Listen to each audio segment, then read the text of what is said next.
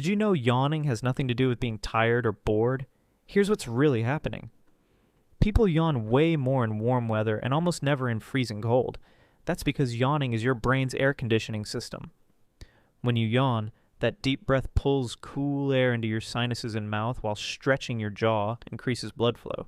This carries heat away from your overheated brain. And here's the crazy part. Yawning is contagious because seeing someone else yawn triggers your brain to check its own temperature. Your brain literally thinks, maybe I need cooling too. Brain temperature is so critical that evolution made this cooling reflex socially triggered. Yawning might be one of our most important unconscious survival behaviors.